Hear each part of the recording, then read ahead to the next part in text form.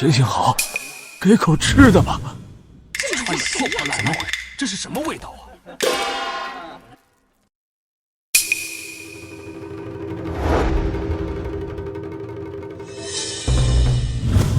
儿子，只要你通过爹的考验，这整个大千天下就都是你的。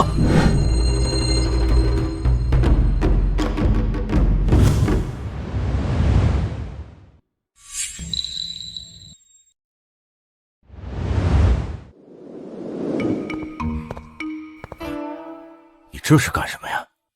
这是给儿子定制的太子符，还有选上来的太子妃候选人啊。我们找了他整整20年，现在终于找到了，还不接回来册封太子？不急，既然已经得知他在雁门县为官，那咱就去雁门县试试他这官当的怎么样。如果连官都当不明白，连人都做不好，即便他是咱们唯一的嫡子，他也当不了这个太子。怎么是？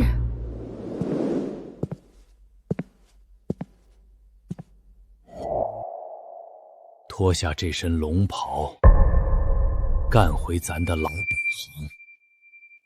哪里来的臭乞丐，真晦气！要饭到夫人母亲的寿宴上了，这不触眉头吗？今天可是我娘的寿宴，这俩臭乞丐太晦气，赶紧去撵走他们！你还愣着干嘛？儿子，你可千万不能撵走我们啊！今天是岳母过寿，你这个当女儿的不能失了体面，我来处理。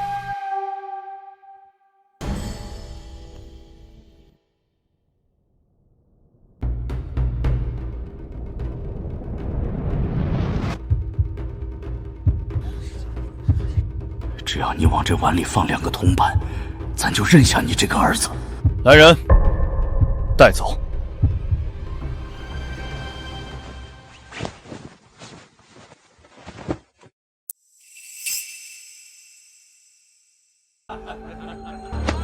胡家，且慢。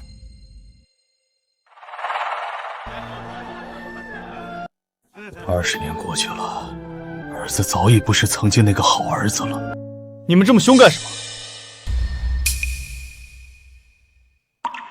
本官不是让你们把他们撵走，而是把他们带去吃饭。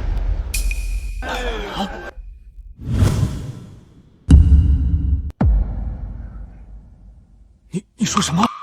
万万没想到，我雁门县境内竟然还有行乞之人。你们这个时候来这里要饭，不是来捣乱，而是来提醒本官，我这个官当的还不够好啊！好儿子，真不愧是我大钱的嫡长子。好啊，不愧是咱老朱家的种。你们先去就坐，如果对本官有什么诉求，等本官岳母的寿宴结束之后，再和本官细说。哎，带他们过去。是。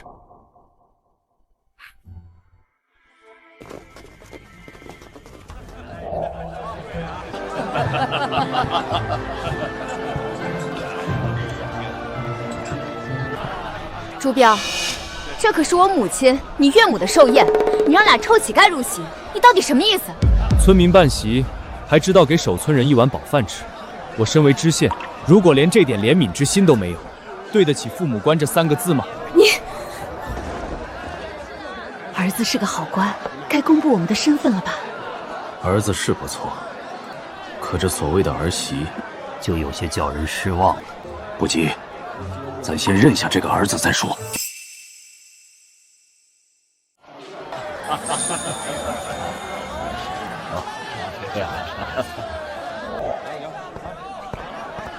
岳母大人在上，小婿在这里祝您福如东海，寿比南山。好，好，好，我这个女婿当真是孝心可嘉呀！不错，彪儿不仅有孝心，还政绩显著，将来一定前程似锦。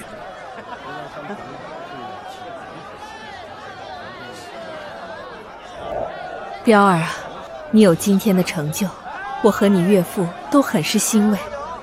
要是你的父母还在世的话，他们也一定会为你感到高兴。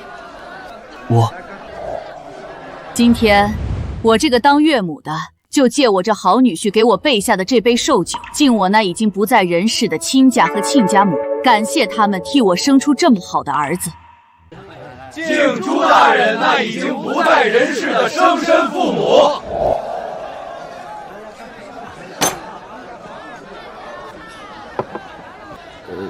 他们不一定就真的不在人世了吧？儿子！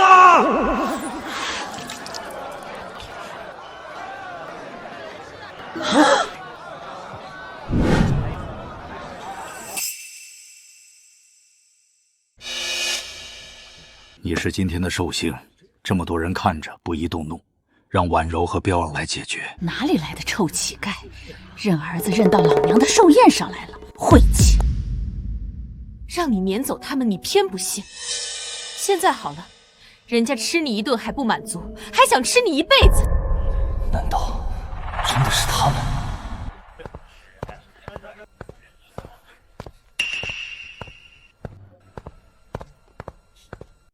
你们真的是我失散多年的爹娘？还记得这个吗？你爹亲手给你做的拨浪鼓。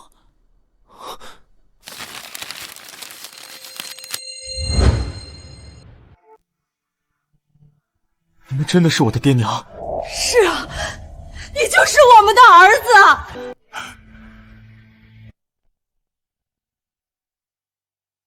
咱们的儿子不仅还活着，还当了知县，娶了媳妇儿。我们的亲家真是这俩臭要饭的。看这样子应该是了。哼，我可不想认乞丐做亲家，我绝对不会让朱标认下他们。儿子，能叫我们一声爹娘吗？儿子，只要你当众认下咱们这对乞丐爹娘，你就是大千的太子，未来大千皇帝。20年没养，一上来就让人开口叫爹叫娘，是不是有些说不过去啊？沈夫人说的对，哪有20年不养，突然就跑来让人叫爹叫娘的？朱大人出人头地了，知道跑来让人叫爹叫娘了，早干嘛去了？乞丐也配当知县的爹娘？依我看，这样的爹娘不认也罢。亲家母说的对。儿子，爹娘当年不小心弄丢了你，是该送你一份大礼。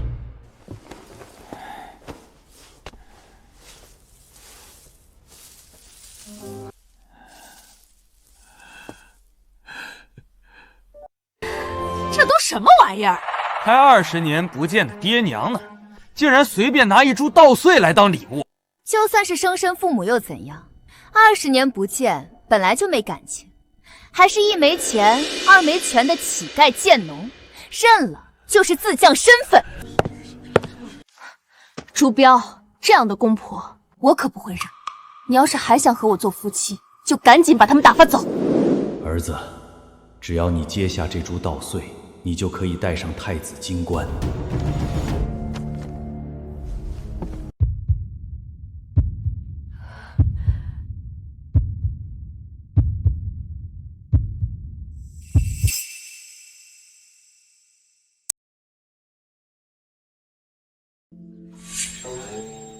通过你父皇的测试了，娘果然没有看错你。儿子，你不愧是我朱鸿明的种，不愧是大千的嫡长子。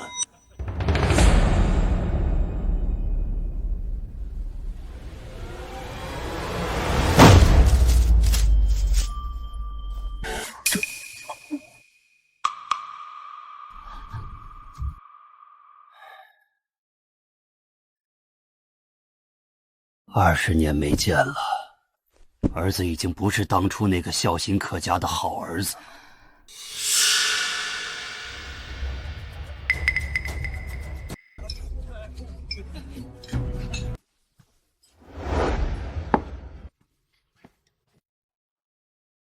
陛下有令，测试失败，取消朱标太子资格，撤离。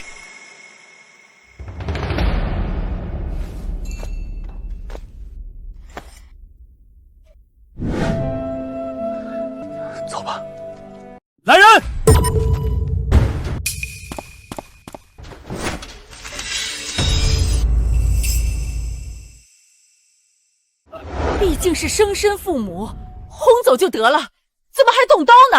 没看出来，这小子竟然这么狠！这受洗之日你想干嘛呀？我只是想你把他们打发走，没想让你弑父啊！他竟然比沈婉柔还心狠。无论怎样，也不能对生身父母动刀啊！太过分了！他要是真这么狠心的话，我们就走。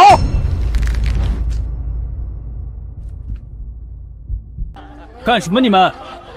本官是叫来人，不是拿人，还不把刀收起来？都说千里送红包，礼轻情意重，可在本官看来，爹娘千里送来的礼物，不仅不轻，还重如泰山。很明显，爹娘早在出发前，就不仅知道我是他们的儿子，还知道我当了这雁门县的知县。他们是要我看着这株籽粒饱满的稻穗，时刻牢记民生为大，百姓碗里的吃食为大。唯有让家家户户的土地里都能长出这样的粮食，我才配得上父母官这个尊号。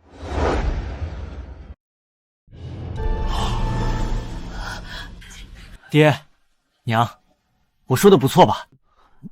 你，二老千里寻子，盘缠用尽，依旧要饭要到这雁门县来。爹，娘，如果我猜的不错，这应该是你们出发之前，在自家田地里找到的最好的稻穗吧？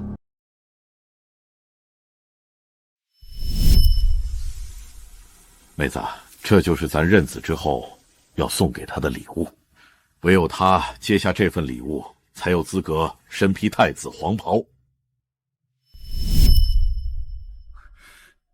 20年了，爹娘不仅从来没有放弃过找我，还不远千里送我这么好的礼物。请二老放心，我一定让人把它裱起来，挂在我的书房，日日警醒自己，不忘初心，民生为大。所以你刚才叫来人是为了把它裱起来？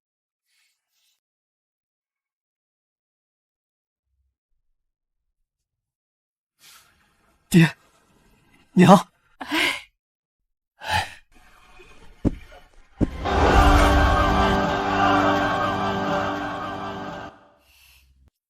来人，安排我爹娘上座。今天，本官要给爹娘磕头。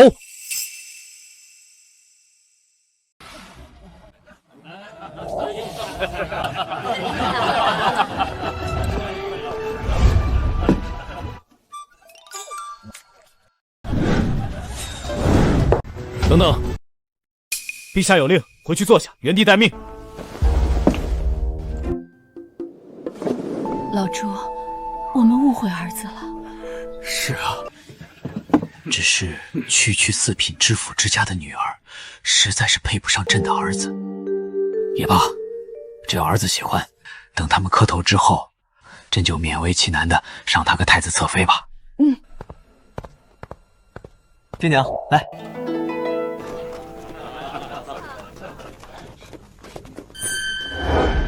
等等！你们20年没养过猪膘，也就罢了。今天我娘过寿，你们还一个铜板的礼金都不送。不仅如此，你们竟然拿着一株稻穗，就想认个知县老爷当儿子，这算盘珠子都崩到皇帝老儿的御书房里去了。婉柔，别再说了。怎么了？是我哪里说的不对吗？谁说不是呢？拿着一株不知道从哪家地里偷来的稻穗，就想来认儿子。依我看，你们就是看朱标现在当官有出息了，上这儿来骗吃骗喝。说什么呢你？我们说错了吗？今天是我夫人过寿，你们不仅一个铜板不送，还拿着一株破稻穗就来认儿子，你们还有脸吗？朱标，你自己来说，你这不知道哪里来的爹娘是不是过分至极？对，婉柔说的对。爹，娘，婉柔说的对，你们20年不养我，现在突然跑来，确实应该送个大礼。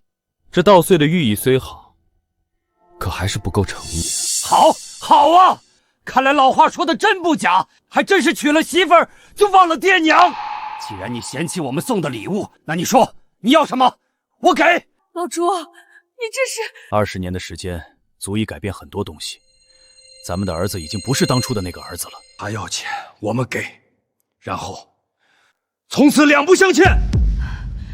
老朱，你说，你想要什么？我想要你们连本带利的还我。哼！60年的陪伴，你说什么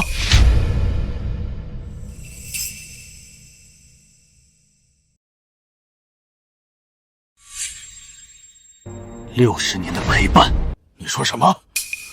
我是说，我想要你们连本带利的还给我60年的陪伴。他这还不明白啊？儿子这是祝我们长命百岁呀！爹娘，这笔账你们必须不折不扣的还给我。好，好，咱和你娘一定努力的还你。爹娘，快坐下。还愣着干嘛？还不快过来拜见公婆？哼，我才不拜。你不拜，我拜。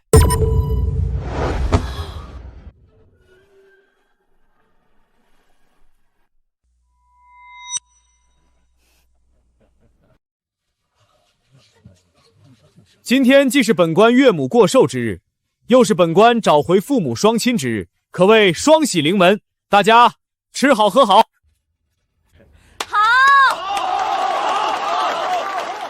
你赶紧公布咱俩的身份吧。别急啊，儿子的人品自然是没话说，可这所谓的儿媳妇一家，却让人很是失望。我们还是再等等，看看他们的表现再说。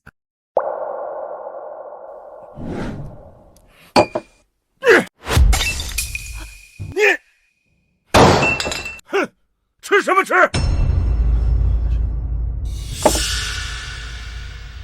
朱标，你别忘了，本府才是你头顶上的天。本府现在命令你，将这对臭乞丐撵出去。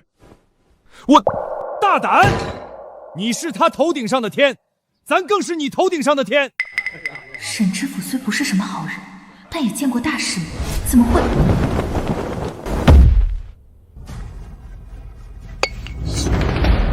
受命于天，既寿永昌。传国玉玺？他怎么会有传国玉玺？这……你们以为咱为什么会有传国玉玺？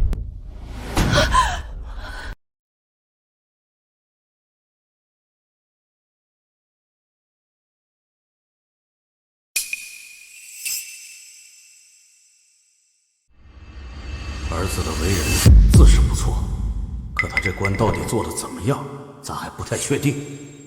咱再忍忍。都平身吧！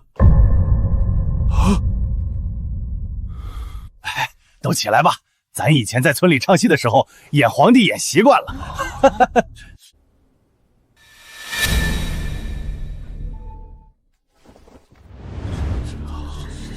看来老朱还想考察儿子的为官之道，你这多疑的性子啊！爹，您就算再怎么生气，也不能在这个时候演皇帝啊！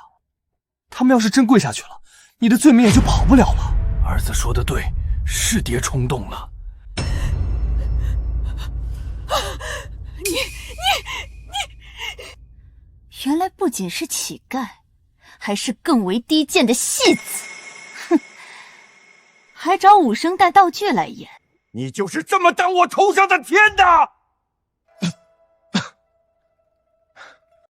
我儿子是你女儿头顶上的天，我自然是你头顶上的天。我呸！你爹，没事，不用在意。爹娘，犯不着为他们生气。来，坐，儿子来处理。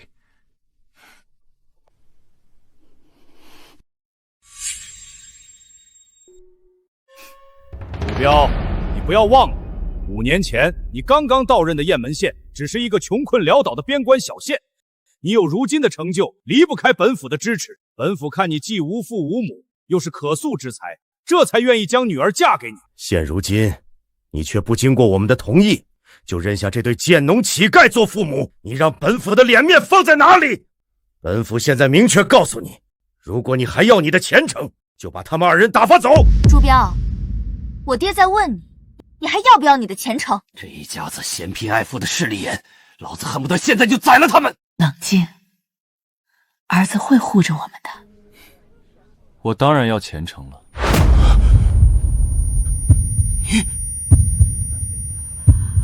你说什么？你是聋了听不见，还是脑子不好使听不懂啊？你儿子说他要前程，不要你们。你们虽然20年没养朱标，但毕竟也给了他生命，也还没把他饿死在你们手里，所以我也不会让你们白来一趟。爹，给他们100两，也算是替朱标报了恩。为了你儿子的前程，还是收下银票走人吧。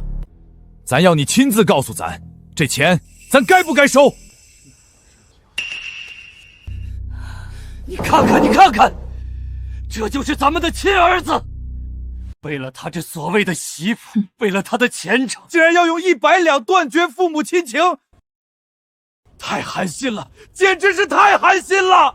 这样的儿子，不认也罢，咱们走。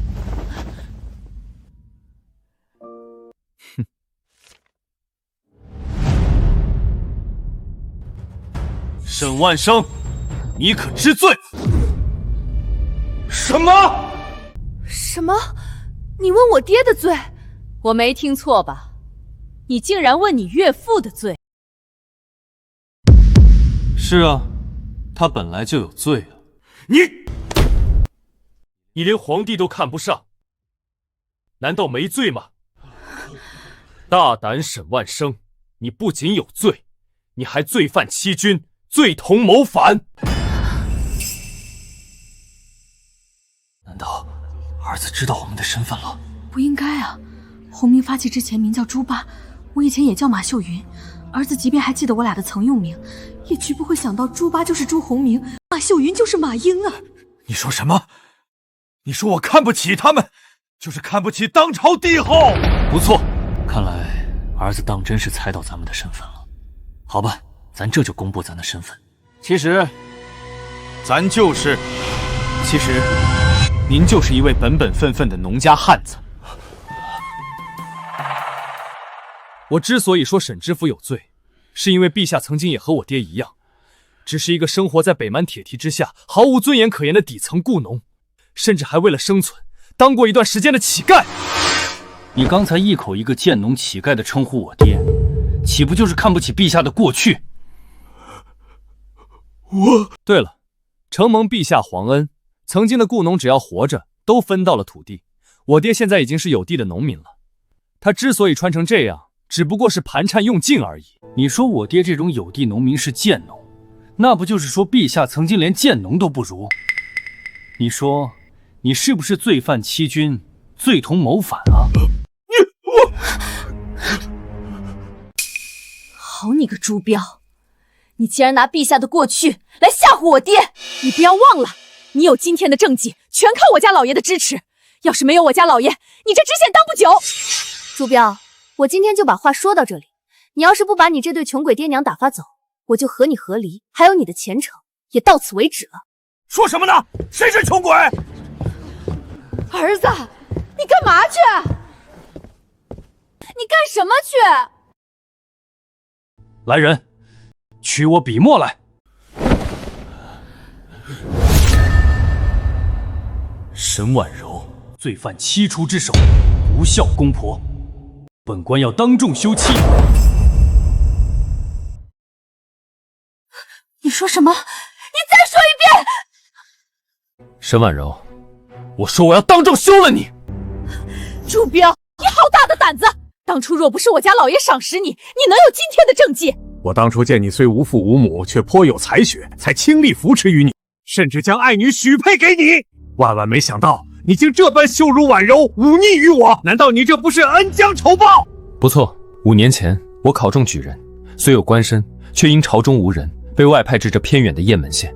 如果不是知府大人鼎力支持，即便我有惊天卫地之才，也难有今日的政绩。所以，即便你们今天对我父母百般刁难，言语羞辱，我都一再隐忍，甚至还想从中调和，不愿伤了和气。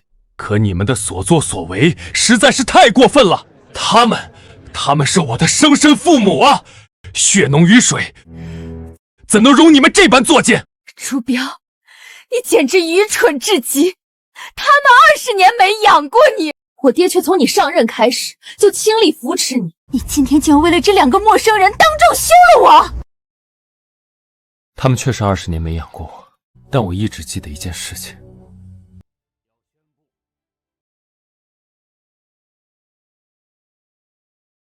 冰天雪地的大冬天里，我爹和我娘为了让我吃口热乎的饼，从雇主家讨来饼子后，紧紧捂在自己的胸口里，一路不歇气的跑了2里地，他们俩的胸口都被烫红了。给娘吃。标儿吃，娘不饿。爹，那您吃。爹不饿，标儿快吃，吃饱了才有力气。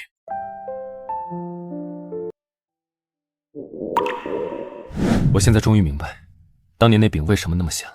因为饼的一面是母亲的心头汗，饼的另一面是父亲的心头汗啊！爹娘，即便我现在已是一县之尊，也始终觉得那是我这一生吃过最美味的饼。爹娘，我不怪你们当年弄丢了我。当年赵家天下沦陷，北蛮入寇中原，逃难途中，你们虽然不小心弄丢了我，却从未放弃，苦寻了我20年。我们能在今天重逢，就已经是天大的幸运了。不错，如此说来，真不能怪伯父和伯母，他们也是乱世中的受害者。婉柔，你应该向伯父和伯母道歉。徐红英，你到底是谁的姐妹？我徐红英是你的姐妹，但更是深知孝字怎么写的大钱儿女。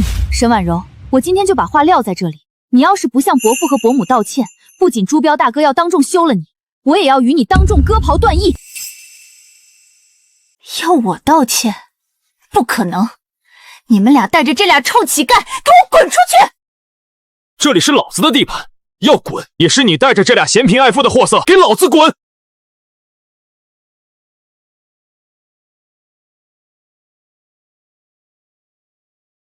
好，朱标、徐红英，你们别后悔！朱标，你真是个不知好歹的东西！要不是我家老爷扶持，你能有今天的地位？我女儿能看上你，那是你8辈子修来的福气。翅膀硬了是吧？本府告诉你，本府可以让你仕途光明，前程似锦，也能让你举步维艰，甚至获罪入狱，身败名裂。你好大的口气！咱倒是要看看，哪个不知死活的东西，敢让咱的儿子获罪入狱？你以为你是谁？难不成你姓朱，就是朱皇帝了？实话告诉你，我女儿今天走出这个门，明天就能嫁入吏部尚书府，比你这小小知县强100倍。别以为傍上县老爷当儿子，就能飞上枝头变凤凰。就算给你穿上华服，披上霞帔，山鸡终究是山鸡，成不了凤凰。不行，绝不能再让这一家子羞辱我的儿子。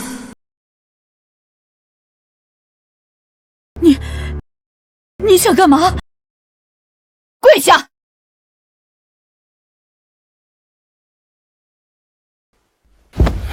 你还真要给他跪下啊？我也不知道怎么了，被他那气势一唬，腿就不听使唤了。起来，给我站直喽，别丢了我的脸。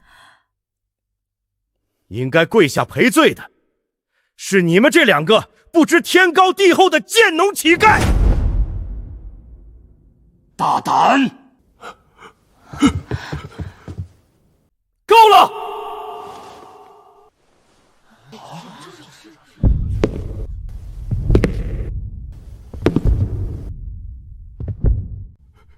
你想干嘛？看在你曾经帮过我的份上，我今天还尊称你一声沈知府。你真以为你就是我头顶上的天？你说什么？你问问他们，他们头顶上的天是我这个雁门知县，还是你这个大同知府？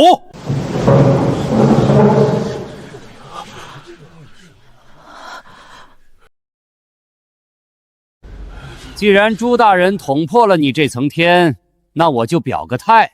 我们以前之所以敬你，以你为天，不过是看在朱大人念你救恩的份上。老夫早就想骂你们这两个势利之仆了。没有农民耕耘，你这一桌子山珍海味从何而来？没有农民织布，你们身上的绫罗绸缎又从何而来？不错，不论是我雁门百姓，还是我雁门驻军，我们的头顶上从来都只有朱标大哥这一片天。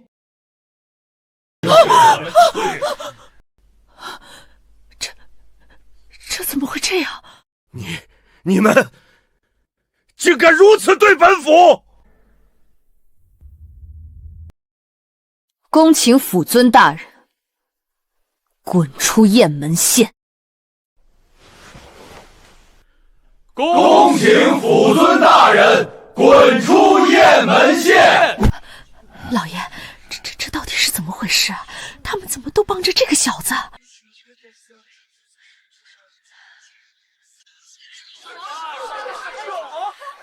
不对，这个朱标绝对有问题。他早已不是我以前认识的那个需要我扶持的穷小子了。这些年确实把雁门县治理得不错，也深得民心。可即便如此，也不至于有这么多人愿意为了他公然得罪我这个知府啊！这家伙早就瞒着我和雁门县这些有头有脸的人物勾结在了一起，唯有如此，这些人才会对他马首是瞻。你以为你翅膀硬了就能脱离我的掌控？殊不知，你早已有了取死之道。你说的不错。当朝陛下和你这穷鬼贱农老爹一样，出身寒微，曾经受尽压迫，但也正因如此，他最恨当官的与当地豪强相互勾结。就凭这一点，我就能让你们一家三口死无葬身之地。看够了吗？恨够了吗？从现在起，我不欠你半分恩情。请吧。主标，我今天就把话撂在这里，用不了多久，你们一家三口就会跪下来求本府。本官今日休妻，在外人看来或许是个笑柄，但本官借此看清了一个不孝之妇，也算是因祸得福。另外，本官今日与父母重逢，也算是双喜临门。各位继续吃好喝好。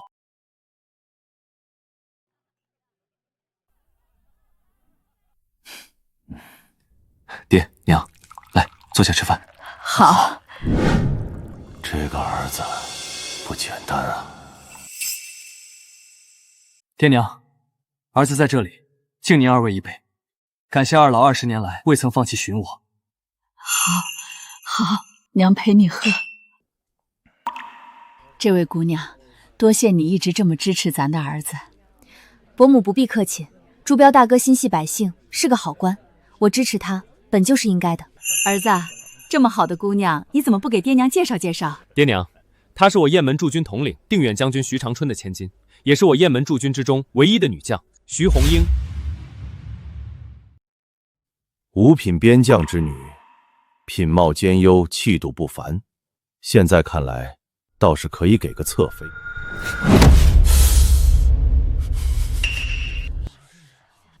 伯父，您这是怎么了？爹，您刚才说侧什么？儿子，你听错了，你爹的意思是徐姑娘品貌兼优，文武双全，定能择个不错的良配。对，爹就是这个意思，就是这个意思。既然二老觉得我还不错，那便请二老准了我和朱标大哥的婚事吧。不瞒二老，我早就喜欢上朱标大哥了，只是朱标大哥念及沈知府的救恩，已与沈婉柔成亲，我不想让朱标大哥为难，便只能将这份心意深埋心底。现在朱标大哥与沈家的婚事已经作废，我也不用再隐瞒自己的情谊了，还请二老成全。闺女啊，婚姻大事终究得两情相悦才行，不能勉强。儿子，你怎么看？大人，您母亲都夸徐将军品貌兼优，文武双全了，您还有什么好犹豫的？不错，徐将军飒爽果敢，您心系百姓，才思过人，你们一文一武，简直就是天造地设的一对。大人，您看清了沈婉柔那个不孝之妇，又遇到徐将军这样的好姑娘，再加上寻回父母，这可是三喜临门呐！儿子这是同意了。刚走一个势利的沈婉柔，又来一个徐红英，看来还得好好测试一下她的父母才行。也好，正好借着这个机会查一查这些人凭什么愿意为了一个小小的县老爷公然得罪一府之尊。姑娘，此事不急，不如先让咱去拜访一下令尊，再做定论。你觉得呢？对了，爹娘，今晚你们早些休息，明天我带你们去一个地方。什么地方？一个对得起您二老不远千里送来的那株稻穗的地方。我知道那里，我也去，那里满是……看来，咱们的好儿子是要给咱们一个大惊喜啊！也算不上什么惊喜，只是突然说出口，怕吓坏了爹和娘。还是明天亲自去看吧。吓坏我们！朱标大哥说的不错，贸然说出口，即便是当朝帝后，或许都会为之动容。您二位还是亲眼去看为好。好，那咱就等着看咱的好大儿给咱的惊喜，到底能不能吓到咱。儿子，一定要是惊喜，可不能是惊吓呀！要是因为这事儿吓没了你的太子之位，呸呸！娘，您怎么了？是不是饭菜不合胃口？没有没有，只是不小心被鱼刺卡到了，已经吐出来了。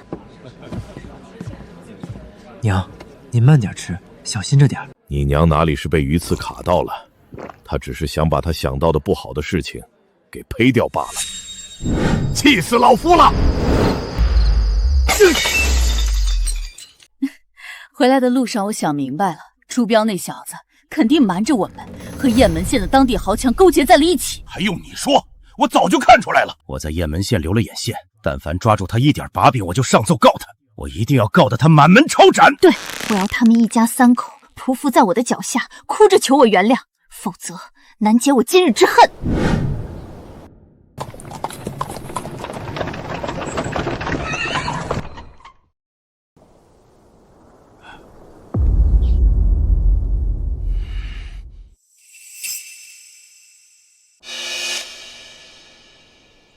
你好大的胆子！好啊，先是瞒着朝廷私建规模如此浩大的粮仓，现在见咱不肯苟同，就纵容手下对亲爹动刀。好啊，不愧是咱的好大儿啊！原来这朱标是个私建粮仓、目无朝廷的逆臣，我这就回去向知府大人禀报此事。谁让你们拔刀的？还不赶紧把刀收起来！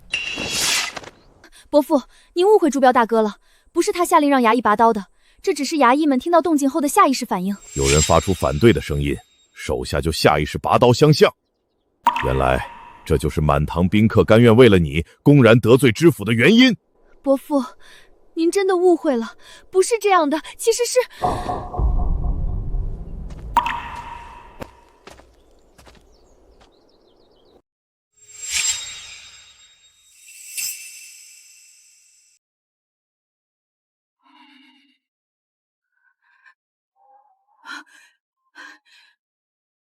伯母这是怎么了？为何这个时候跑到朱标大哥身后去？收奴。父亲既然来都来了，为何不进去看个究竟，再定儿子的罪？怎么，当爹的还能怕了儿子？你老爹可是从尸山血海里闯出来的皇帝，岂会怕你一个小小的知县？好，咱这就去看看你这自备粮仓究竟能如何让你脱罪。儿子，只愿你这自备粮仓真能证明你的清白，让你脱罪才好。奇怪，伯父身上的气质怎么突然就变得比沈知府还要威严？当真是人靠衣装马靠鞍吗？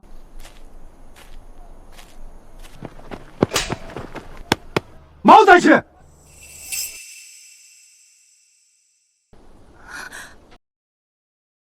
朱，伯父，你没事吧？20年不见的老爹，要了解20年不见的儿子，就得从这一下子开始。你好大的胆子！你知道咱是谁吗？哼，我管你是哪个，就算是皇帝老子，只要不戴帽子，老子都要给你滚一下子！我啥子我？这是我们朱大人给我下达的死命令。哪个朱大人？还问哪个朱大人？这雁门县除了我们县尊朱标朱大人，还有哪个朱大人？对了，你们是干子的哦，连朱标朱大人都不晓得，怕不是官用来的探子哦。可话说回来，探子哪有这么笨的？都不搞清楚规矩就往粮仓里闯，怕不是不晓得史字咋个写哦。别说了，徐将军，你穿这身衣裳，我还真没认出来哦。他们是你亲戚哇？他们是张伯，你刚才打的人是我爹。打得好，打得妙。你打了我爹，我不仅不怪罪你，还要赏你一块腊肉。朱大人，我听错没得哟？我打了你老汉儿，你不仅不罚我，还要赏我腊肉吃。就是，不罚也就罢了，怎么还赏呢？什么叫做不罚也就罢了？好啊，你还真是咱的好大儿啊！别人打了你老子，你不仅不罚，还当着你老子的面赏打你老子的人。不是这样的，朱标大哥赏他是因为他打的不是我老子。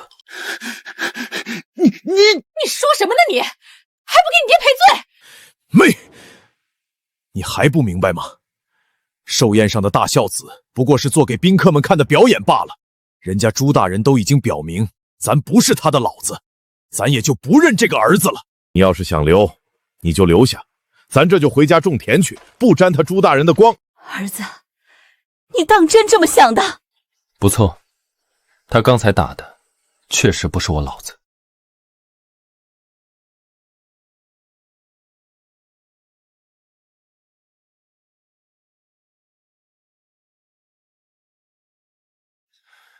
第一，他打您的时候并不知道您是我爹。第二，在他看来，他打的只是一个不守规矩的人。这句话，您是否认可？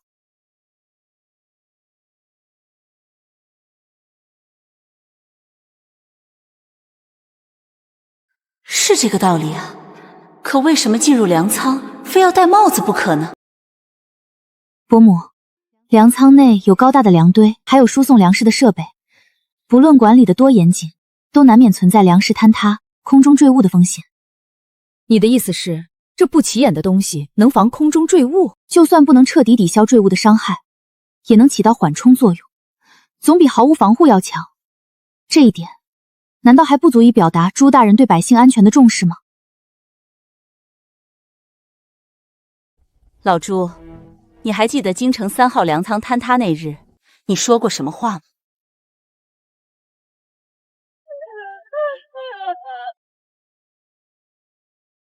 户部这些人是吃干饭的吗？怎么就不知道给做工的民夫戴个头盔？启禀陛下，头盔很重且不透气，民夫们在粮仓内劳作，若是戴上头盔，只怕还没被坠物砸死，就先被热死了。你传咱旨意，令工部想办法制造一种既轻便透气，又能防御坠物的安全盔。是。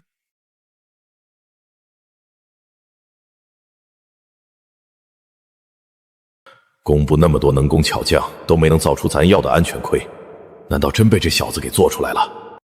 你们这所谓的安全帽，当真既轻便透气，又能防御坠物？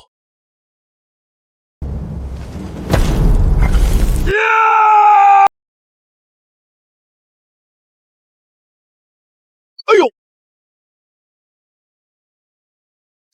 爹，你没事吧？你知道他是我爹，还动手砸？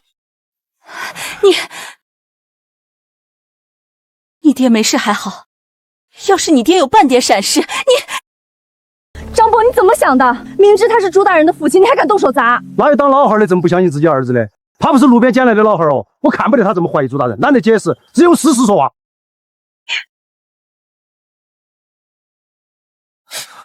你们怎么搞的？竟然让陛下被人砸了！你当时不也没反应过来？哎，到我身边来说。陛下站起来了。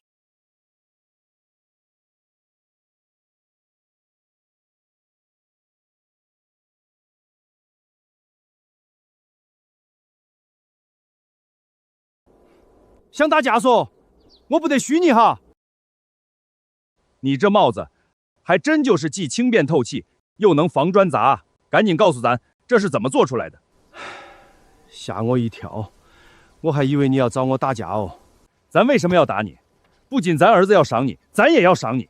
你知不知道，你这一板砖下来，往后能救多少在粮仓劳作的百姓的性命？不错，刚才是有点懵，但也只是懵了那么一会儿而已。只要把这安全帽推广到全国各地，所有在粮仓劳作的百姓就都不会再因梁堆坍塌和空中坠物而受致命伤害。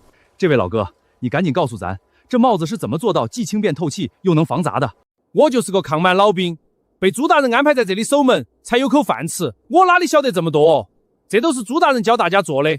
你连自己儿子有几斤几两都不晓得，你到底是不是他亲爹哦？你，这真不愧是咱的好大儿啊！快告诉爹，你是怎么做到的？你这么看着咱干嘛？爹，您是做什么的？你一个普通农民，凭什么说能将安全帽推广到全国？还有，你一个连盘缠都不足以支撑到来找我的人，又拿什么来赏他？还不给本官从实招来！你怎么跟你爹说话的？竟敢拿老子当犯人审！不好意思，爹，职业病犯了，可您也总得给我个合理的解释啊。是啊，咱刚才一时没留神，突然就用了皇帝的口气说话，这也算是犯了这所谓的职业病。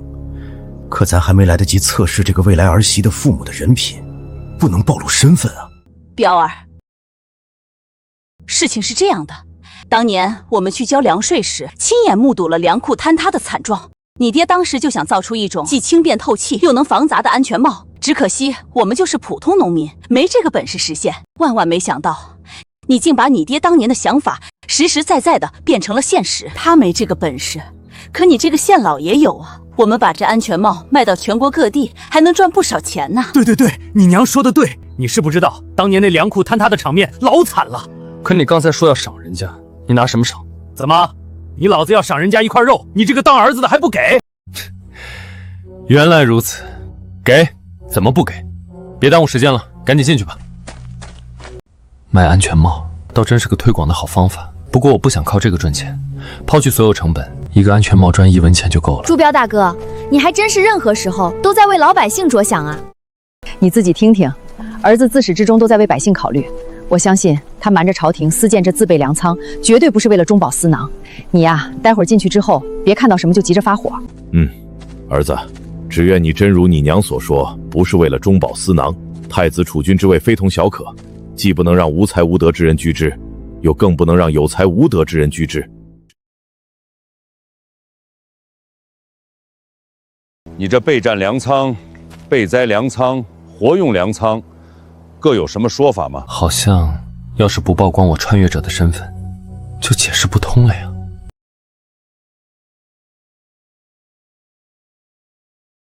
是不好说，还是不敢说？没什么不好说，更没什么不敢说。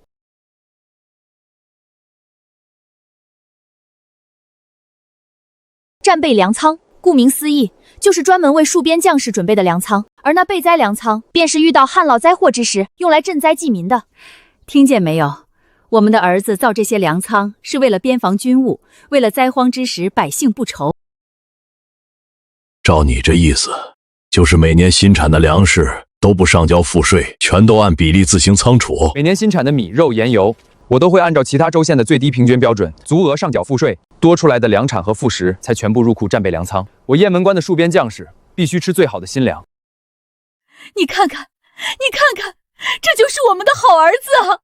雁门驻军之所以以你这个七品文官为天，原来是你瞒报粮产，克扣农税，用百姓的血汗养出来的。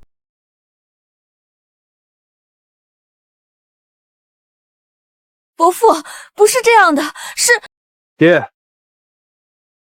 我是该说您老实，还是该说您迂腐呢？逆子！先别急着骂，我来问你，如果我把这些上给朝廷，先经知府的手，再经布政使的手，最后还要经中书省的手，才能进户部所辖的国库，几次经手，朝廷又能进账多少？是啊，咱虽然自开国以来就坚决严惩贪官，可还是杀之不尽。如此层层盘剥，再加道路损耗，朝廷又能进账多少？爹，这装满米面的9座柱形粮塔，还有这些装满肉油的方形粮仓，是我为官5年的存粮。我相信那位和您一样，不仅当过底层雇农，还要过饭的皇帝陛下，拿到这些东西后，也是用在军队吃用和备灾之上。那是当然，陛下爱民如子，那是出了名的。可他能保证我们这些县官上的税不被经手官员吃一口，发军饷的时候运粮官不吃一口，赈灾的时候赈灾官员不吃一口？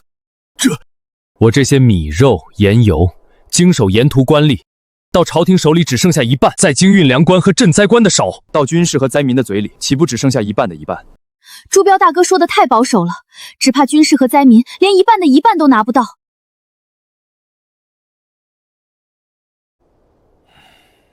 彪儿，你能提出这些问题，就一定有解决之道。只要说出你的解决之道，并让你爹接受，你这太子之位就稳了。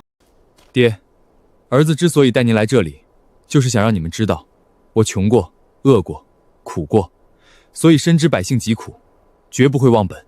怎么说来着？对了，当年的屠龙少年绝不会变成害民恶龙，这话够精准。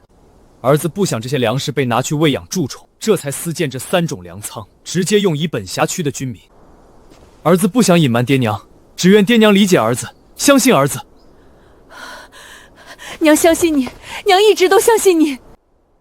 爹也相信你，可爹也有一个问题想问你。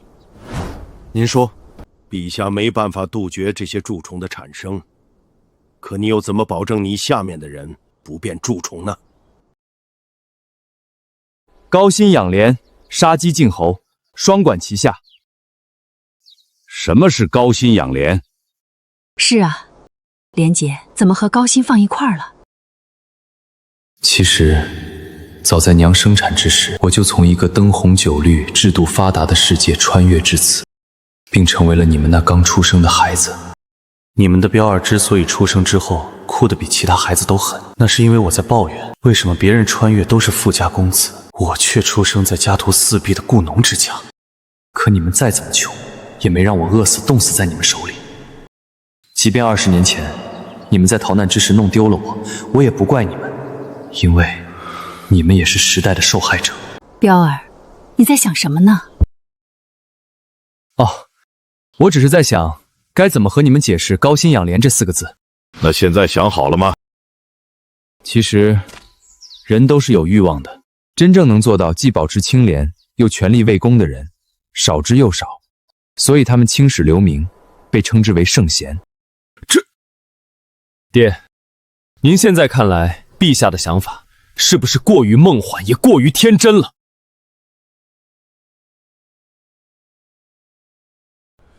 大胆！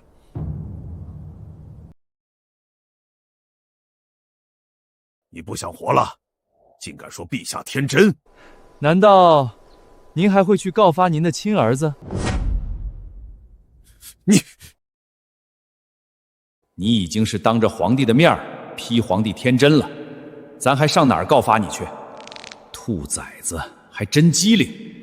你要是说不出个道道来，看咱不打死你个逆子！想什么呢？想怎么收拾我？赶紧说，怎么个高薪养光法？爹，我来问您，我被人收养，并有了读书的机会之后，我为什么要拼了命地考取功名？当然是为了尽忠报国，为百姓而谋，为君王而谋。爹，您说的都是后话了。后话？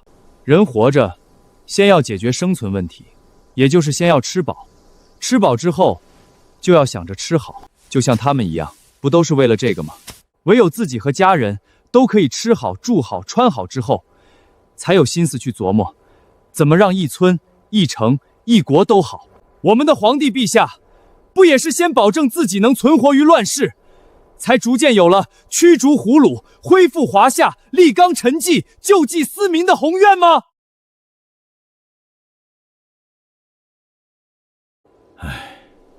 是啊，他也是先顾好自己，才有心思去想怎么救国救命。就连找儿子，也是有权有势之后的事情。希望你们父子2人可以真正的站在一条线上，共同面对这个百废待兴的国家。你说的对，并不是人人都是既能保持清廉，又全力为公的圣贤。咱太天真了。爹，关您什么事儿啊？对，是陛下太天真了。咱刚才不也这么责骂你来着？咱和陛下一样，都太天真了。所以，你是怎么做到让你下面的人不变蛀虫的？伯父、伯母，还是我来说吧。我这个见证人来说，肯定比朱标大哥说的更清楚。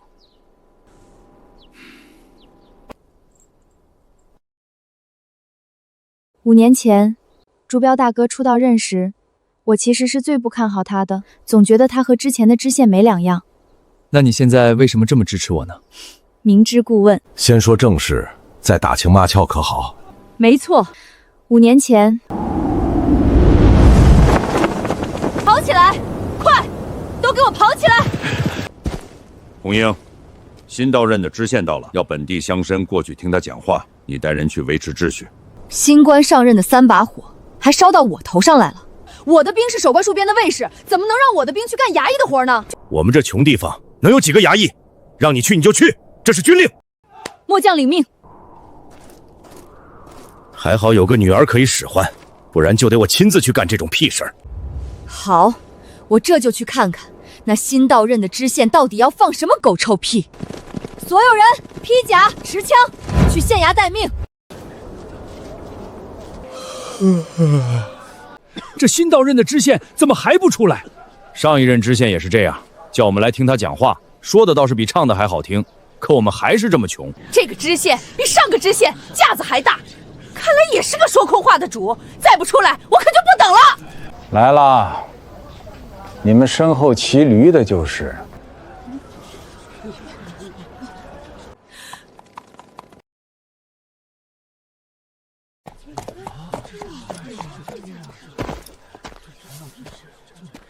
大家久等了，本官先去换个衣服。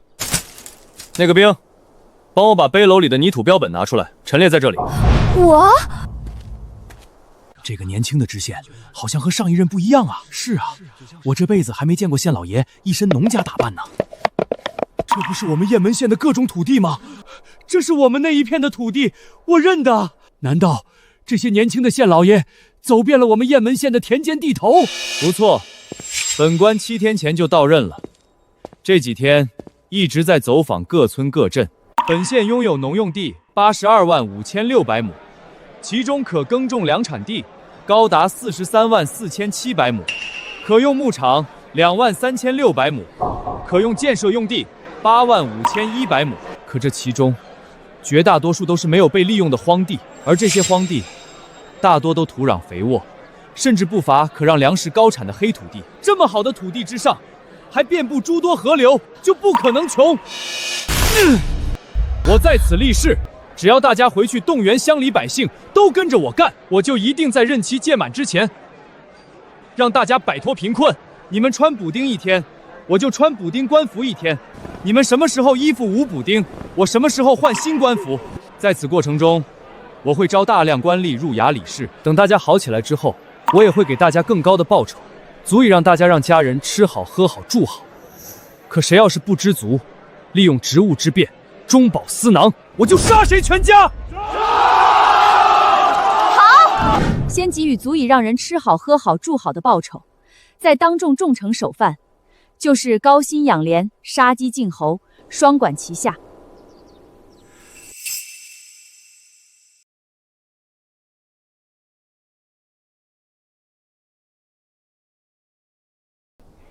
这就是你的高薪养廉，杀鸡儆猴，双管齐下。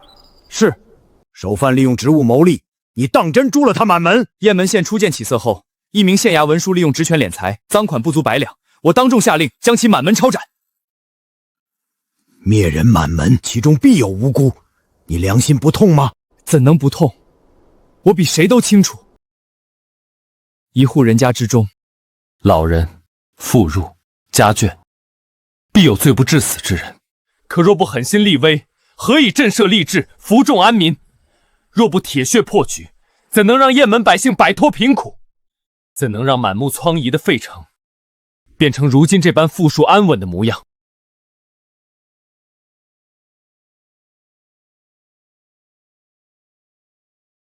诸位父老乡亲，我们是驱逐北蛮的义军，不是劫掠扰民的贼寇。他们当中有杀敌立功的老兵，甚至有本帅的义子。可入城之后，他们罔顾军令，欺压百姓，凌辱妇女。即便是本帅义子，也当斩首示众，以正军法。孩儿拜别义父。兄弟们，别让兄弟们的刀沾上我们的血，是个爷们儿的就跟哥走。朱大帅千岁！朱大帅千岁！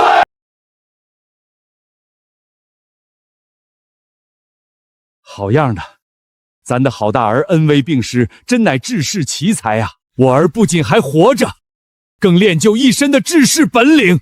这是老朱家的福气，是大钱的福气，更是天下万民的福气。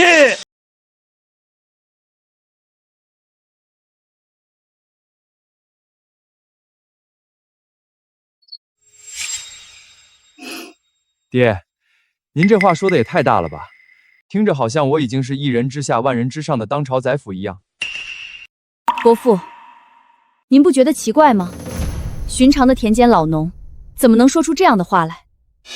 彪儿，你爹的意思是，你如今虽只是一县之尊，但你年纪轻轻，才华绝世，凭你的本事，将来必定前程不可限量，不愁做不上宰辅之位，甚至能比宰辅的位置更高。比宰辅还大？看不出来，伯母的格局居然这么大。只要朱彪大哥有这份志向，我和我爹必定鼎力相助，将来定让二老安安稳稳地做太上皇和太后。你胡说什么呢？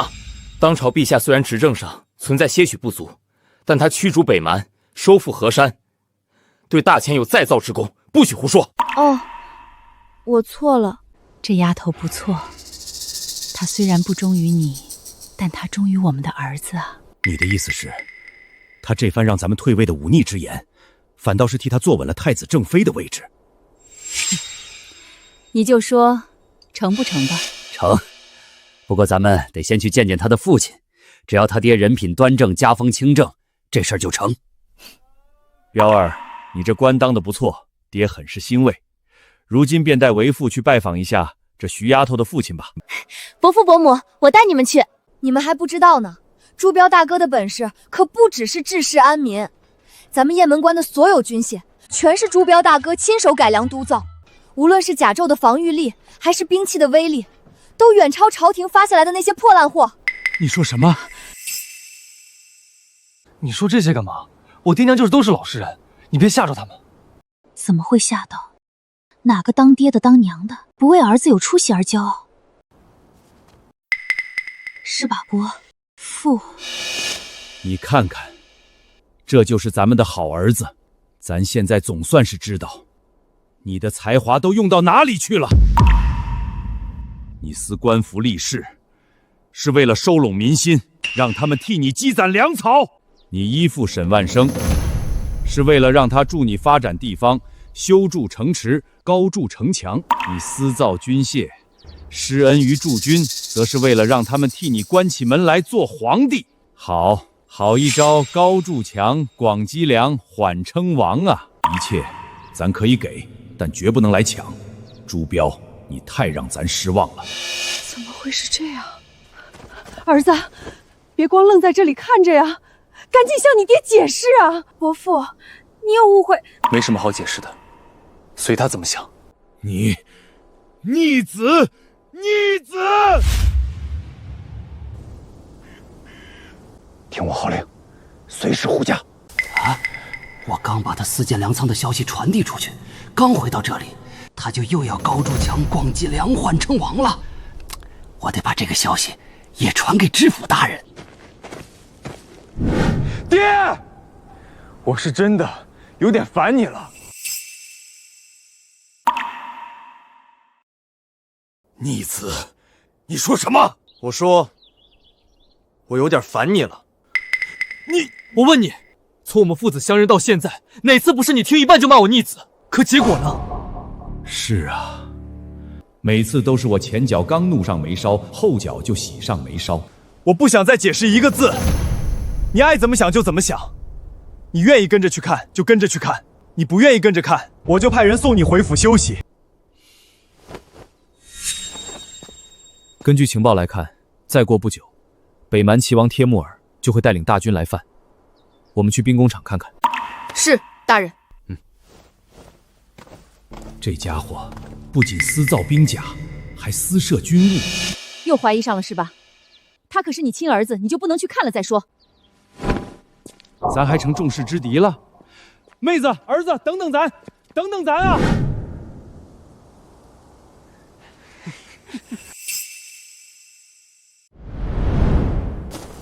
走走走，这以后啊，只要这未来太子不对陛下出手，我们就不用戒备了。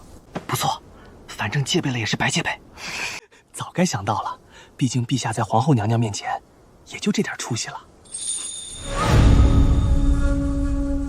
也不知道是不是错觉，我老觉得那里有人。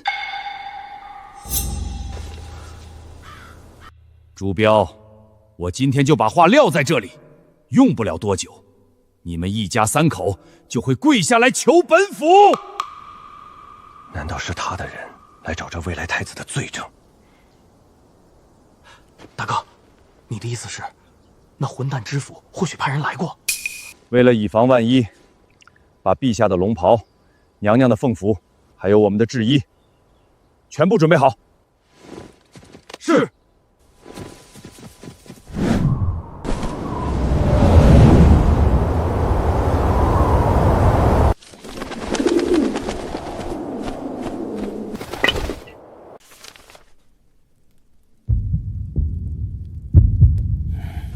老爷，是不是朱标那畜生又有什么消息了？不错，老夫也万万没想到，朱标那小子竟然还有反心。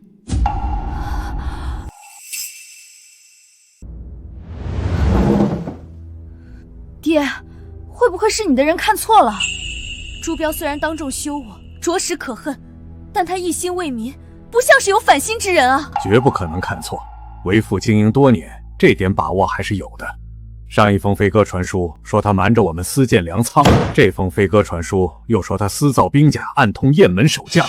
他不意图谋反，为何存粮造假？女儿，我们都被他骗了。他在老百姓面前假装正义也就罢了，可在你这个枕边人面前也不说实话。他从来就没把你当妻子过啊！现在看来，从他接受我的帮助开始，就是在利用我们，实在可恶。甚至，他早就和徐红英那妮子苟合了。意思是说，就算没有他那乞丐爹娘认亲这一出，他造反成功后，我也当不了皇后。只怕他当了皇帝，第一个死的就是我们啊！我现在是越想越觉得这畜生不是人，越想越觉得他当众认亲，当众背弃我们，是在宾客们面前假装孝子。要知道，寿宴上的宾客足以影响整个雁门县，甚至是大半个大同府。朱标，你怎么能这么对我？我要你死！我要你们一家3口都不得好死！对，绝对不能让这小畜生好过！事不宜迟，老夫即刻进京告他。对了，女儿，布政使家的李公子不是一直喜欢你吗？你爹进京告他，我们就和李公子一起抓他，分头行动，省得夜长梦多。好，我这就去给李公子写信。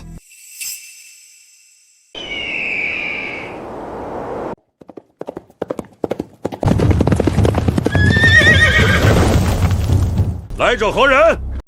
我是朱大人外派石猴，有重要情报。对口令：日月山河永在，大前江山永在。放行。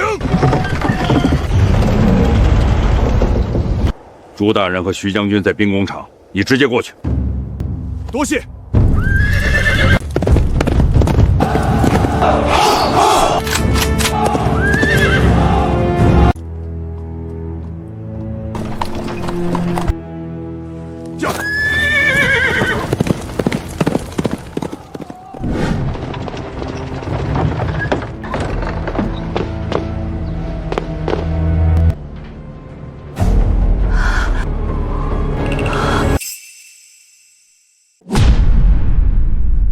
可以啊，老徐，还真是人靠衣装马靠鞍，换上朱标大哥为你定制的新甲胄，立马就有个大帅样了。什么老徐？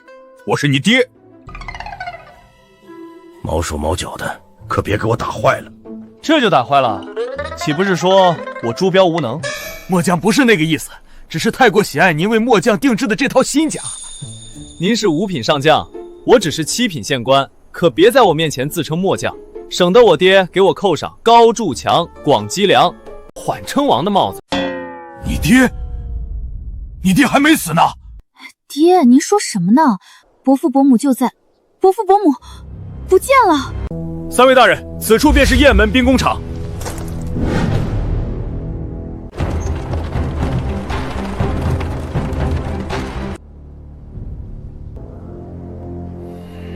这就是彪儿创办的雁门军器局。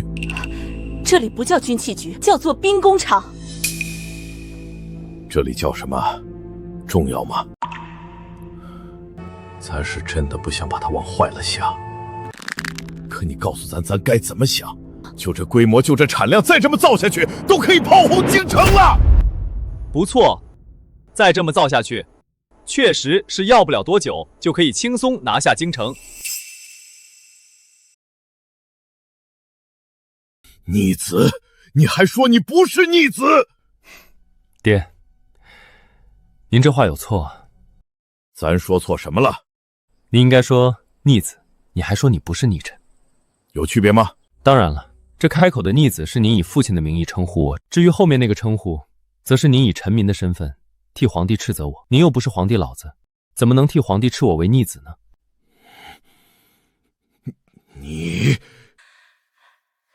你爹就是皇帝老子，你怎么还……朱大人，您来了正好，省得我去衙门找您。按照您的要求，我雁门驻军、骑兵、步兵、弓箭手、火铳手、炮手，合计2万大军，已全部按照朝廷划拨装备数量进行换装。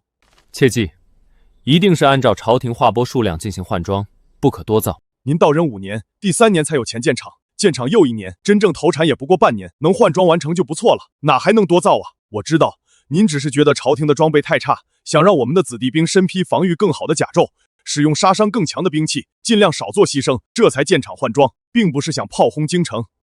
就怕陛下知道后，怪您私造兵工，却不顾您心系军民的良苦用心啊！咱来问你，他造这兵工厂，只是因为他觉得朝廷划拨的装备太差，想为雁门驻军换装？是啊，一件都没有扩装。是啊，除了维修配件和朝廷规定的成品配件，一件也没有扩装。不是你谁啊？问个问题跟审讯罪犯似的。咱是……他是我爹，老怀疑我是不是要造反的爹。你爹还没死呢。李叔，说话的时候过脑子可好？你看，这可不能怪我啊，人家老李的第一反应也是这句话。朱大人的父母不是20年前逃难之时就走散了吗？九死一生的事儿，我这么脱口而出也可以理解。毕竟像当朝陛下这种雇农出身还逃过难当过乞丐的皇帝就这么一个，换做旁人能活下来都很难。这位老哥，咱不怪你，咱只是什么指示？你还怪我？你有什么脸来怪我？你攒个屁呀攒！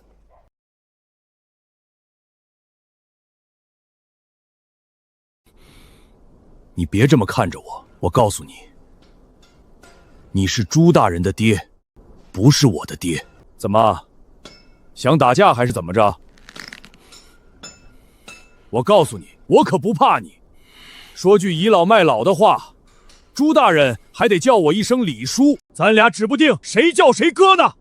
你要不是朱大人的爹，我还不会这么不客气。就因为你是他爹，我才这么骂你。好，咱姑且叫你一声老哥，老哥哥还请赐教。怎么就因为咱是他爹，你才这么骂咱？赐教就赐教，首先，我不是他爹，我只是他治下的一个小老百姓，我都这么相信他。你这个当爹的，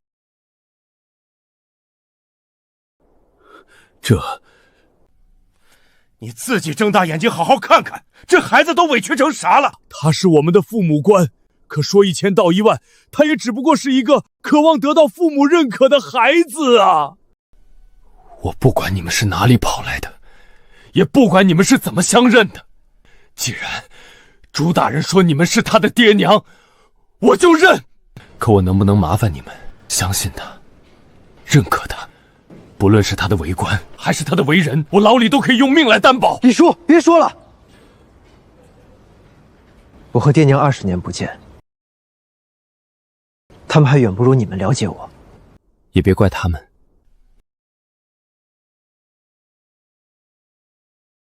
爹，我不怪您，我只是因为您老是误解我，这才……爹，父子之间没有隔夜仇，对吗？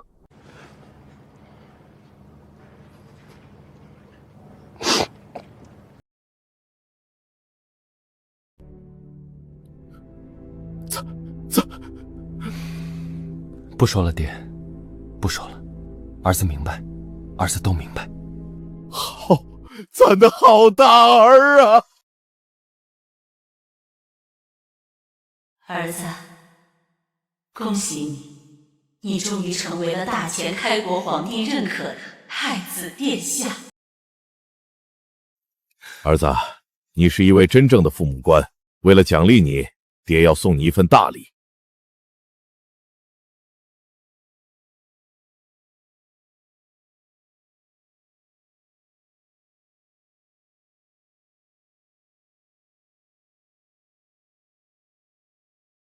太子殿下已经通过考验，现在下去为太子殿下加冕。是。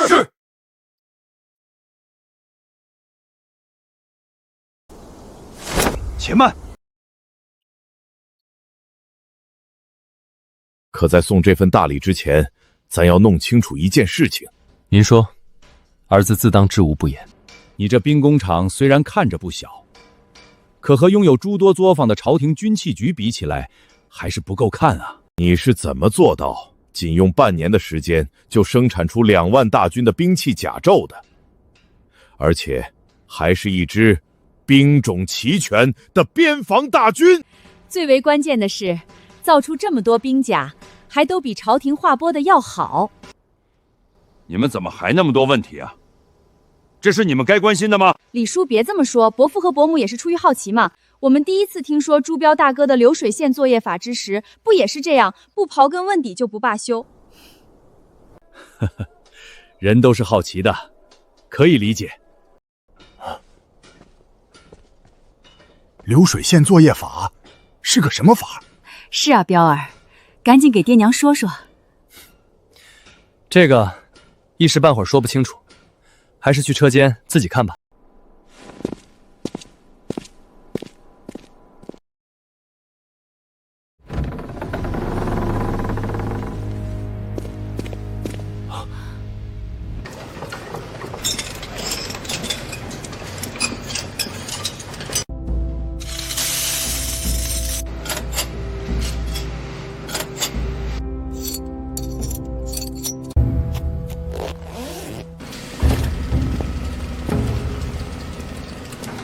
一片片零散甲片，只是放在这移动履带之上，流转数道工序，出来便是成型甲胄半成品。原来这就是彪儿的流水线作业法。1道流水线完成部件成型，再经2道流水线整体组装、打磨、配饰，便可直接产出成套完整甲胄。此法最妙之处，便是在于工序拆分，专人专岗。工匠只需要深耕1道工序，便能熟能生巧，精准无误，既大幅提速，又统一规格，严苛品质，速度与精良兼得。我儿，真乃旷世大才啊！你这婆娘，夸儿子的时候怎么不带上咱？他是你儿，更是咱的好大儿。儿子，这回你是想不当太子都不行了。儿子呢？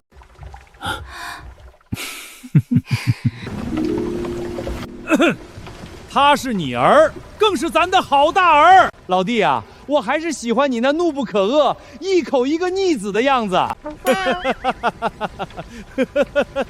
好了，笑个没完是吧？咱儿子呢？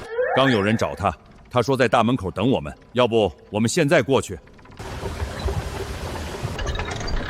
对了，那东西是怎么动起来的？是啊，老李，那东西到底是怎么动起来的？好吧，我这就替朱大人为你们这俩好奇个没完的爹娘解答。什么？这也是彪儿的手笔？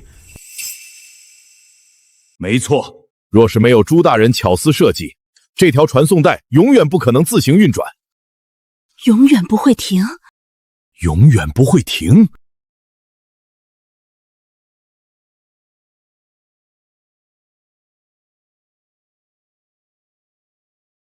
朱大人巧妙改造传统农用水车与龙骨翻车，将自然流水之力转化为持续机械动力，水流不绝，动力不止，传送带便可日夜轮转，永不停歇。借天地自然之力，融前人技艺之智，推陈出新，巧思创新。我儿这才是真正的大智慧啊！真不愧是咱老朱家的种。哎，怎么不骂了？我还等着听你一口一个逆子呢。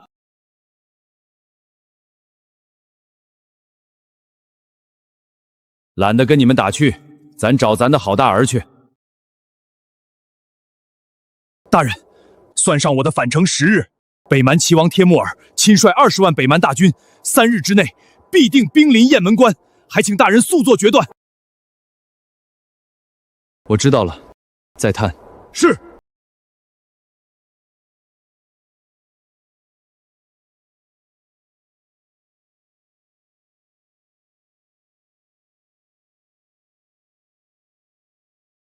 从即刻起，我只给你12个时辰。2万边关大军的全套军械甲胄，务必全部配齐，交付到位。是，大人。等等。啊，大人，您这是？我这一礼，不为官，不为权，我带驻守雁门关以及镇守雁门县长城段的2万雁门子弟兵，向你，向兵工厂所有匠人郑重一拜。许多子弟兵年纪还没我大，他们能否身披坚甲，少受死伤，能否活着打赢此战，归家团聚，全谢你们手中匠心。好，这一礼，我老李替全场工匠，替所有匠人弟兄接了。心怀百姓，体恤兵卒，尊重匠人，我儿当真爱民如子，爱兵如子啊！这一刻起，你不仅是咱朱八的好儿子，更是大前开国皇帝朱洪明的嫡长子，大前国的太子殿下。儿子，爹许诺你的那份大礼，如今可以送你了。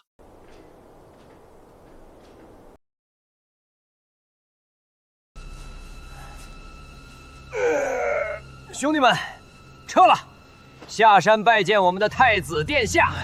这身包袱背了一路，总算能卸下来了。你们背滚浮玉带靴子还好，不怕磕碰损坏。我背的是太子冕旒冠，丝毫不敢磕碰，一路小心翼翼，简直就是背了一座大山。走走走，赶紧下山，别再有什么变卦。等等，怕是真有变卦了。只要是爹娘送的礼物，哪怕是老家一捧泥土，一缕鸡毛，儿子都满心欢喜，尽数收下。不是，咱这次要送的是……但眼下军情紧急，我必须即刻回衙，部署全城防卫。什么泥土鸡毛？咱难道只会送这些寒酸东西？谁让你又是扮乞丐考验儿子，又是拿稻穗来考验儿子的？他刚刚说回去做什么？回衙门部署城防呀。他竟然还精通城防作战。你们这位儿子会的东西多着呢，你们往后惊讶的地方还多得很。同样是姓朱的，当朝陛下的那些皇子，跟朱大人一比，简直天差地别，根本就不成器。爹说的没错，如果朱标大哥是储君太子，我大前的未来必定风清气朗。不是，你还真想当太子妃呀？我告诉你，他真要当了太子，你们这门婚事，我第一个不同意。爹，您乱说什么呢？我可不想当什么太子妃，我只想陪在朱标大哥身边。但我说的是实话，如果朱标大哥是未来君主的话……等等，听你这话，你不仅对当朝皇子不满，对当今陛下也心存怨念。本将军本就对陛下有所不满。小的过关了，老的又来啊！当年抗满起义，除了当今陛下，还有汉王陈大亮。我本是陈大亮麾下副将，主公败北之后，我们一众残部尽数被当今陛下收编。陛下北伐之时，我随军拼死作战，屡立战功。可后来陛下大封功臣，却彻底忽略了我们这些非嫡系旧属。我拼杀半生，只落得一个五品边将，此生连面圣领赏的机会都没有。但我从未怨过家国，只要我还能守得住这边关，护得住关内万家灯火，不让北蛮铁蹄再踏我大前疆土，我便无怨无悔。这便是我爹最耿耿于怀的地方。陛下坐稳江山后，渐渐遗忘了他们这些虽非嫡系，却同样为国拼杀的老兵功臣。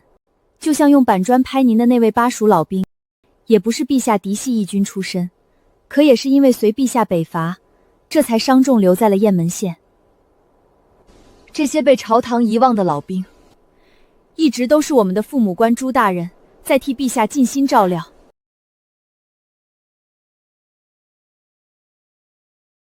还在聊什么？赶紧回城，正事要紧。好嘞，咱这就来。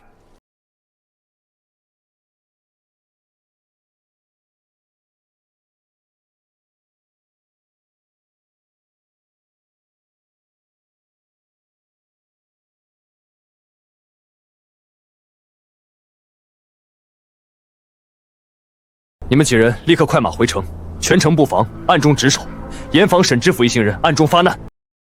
是。老大，你真觉得那沈万生早已派人暗中窥探？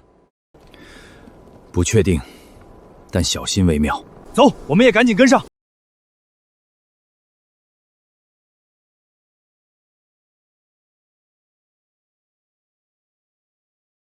婉柔，这朱标真是不长眼。放着你这般绝世佳人不要，偏偏跑去认一对乞丐当爹娘，简直愚不可及。他可不笨，他从头到尾都在利用我，利用沈家。他私建粮仓，私造兵甲仓反心，还与徐红英不清不楚，将我蒙在鼓里，百般欺骗。今天定要让他们一家三口好好尝尝背弃我沈家、忘恩负义的下场。此等不仁不义、暗藏反心的乱臣贼子，无需你们动手，本公子替你们亲手拿下。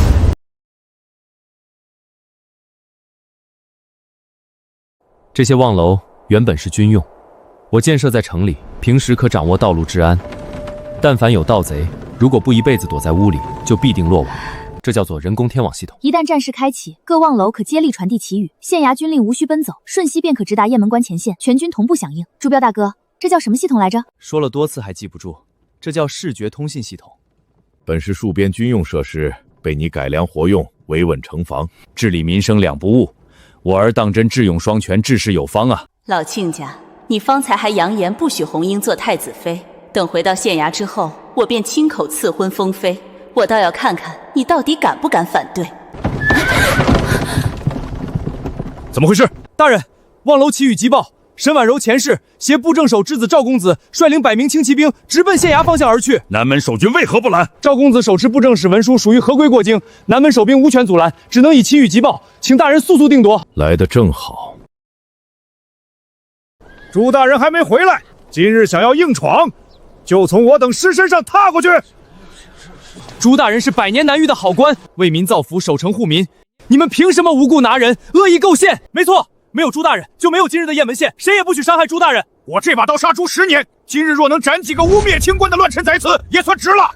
诸位乡亲，切莫被朱标的伪善外表欺骗，他私建粮仓，私造大量兵甲，暗中蓄势，蓄意谋反，狼子野心，昭然若揭。没错，他就是个欺世盗名、披着人皮的奸佞小人。乡亲们，你们都被他平日里的小恩小惠蒙蔽了双眼，所谓的大奸四忠，说的就是他朱标。各位乡亲，我曾身为知县夫人，我出钱办学，施医赠药，体恤孤寡，真心实意的辅佐他。我当初那般倾力支持他，为何如今却要亲手带人捉拿他？难道我无缘无故狠心绝情吗？就连我父亲也是昔日最看好他，如今却亲自进京告发，这一切都事出有因啊！我不信，我只信朱大人。如果没有朱大人开仓救济，我和娘亲早就饿死在寒冬里了。你个黄毛丫头懂什么？再敢胡言乱语，老娘撕烂你的嘴！你是坏人，一看就是坏人。区区刁民稚童，也敢当众过造，该死！谁敢伤我雁门百姓？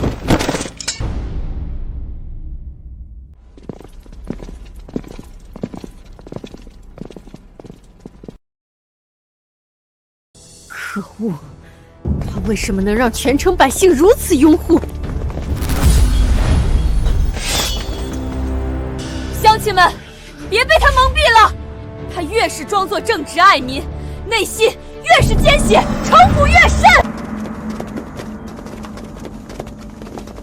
我昔日也曾尽心善待你们，造福雁门，你们为什么偏偏不信我？婉柔，不必多言。这群刁民，还有这伪善的朱标，统统都该死！还愣着干什么？拔刀杀！所有衙役护住身后百姓。儿子，从今往后换爹来护你。还有娘。爹，娘，你们这是？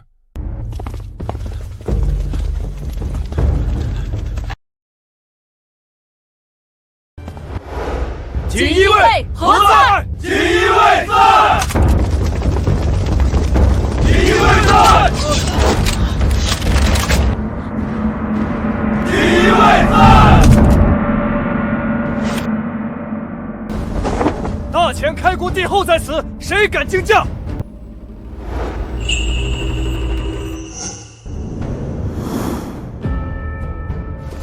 臣锦衣卫指挥使毛强拜见皇帝陛下、皇后娘娘。拜见皇帝陛下、皇后娘娘。拜见皇帝陛下、皇后娘娘。